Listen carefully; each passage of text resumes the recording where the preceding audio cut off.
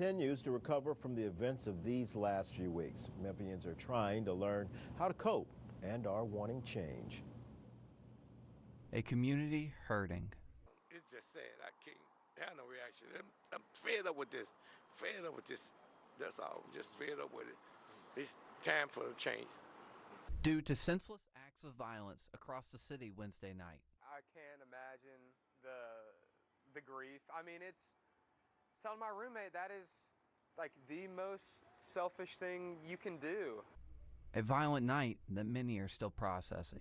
There was a 5-hour period where an entire city was terrified and not sure what was going to happen to them or their loved ones. That's true. And I think that's important that we think about that one person did that and how that could possibly happen again or again. Hope it does. But there is hope on the horizon in way of change. I just wish we could figure out a way to get them to do that, do a better job at their differences and handling it a little bit better. Maybe handling their frustrations, Correct. education, mental health. Yeah. Calling the police isn't always the best answer. Yeah. We need to understand that we have social workers within the system, and within an education system there are social workers and psychologists, and and maybe he was just an evil person. I don't know. He could have had a mental issue. I don't know. Ms. Erling also has a message to the victims' family members.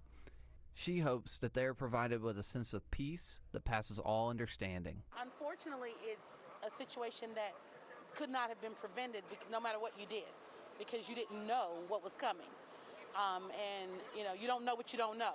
So my heart and my prayers definitely go to those victims' families and for the city as well, because it touched everybody, because we were all sitting in our homes praying that the noise we heard outside wasn't something that we couldn't control. And we just want to make sure that those people understand that there are people praying for you. Memphis, I'm Caleb Hilliard.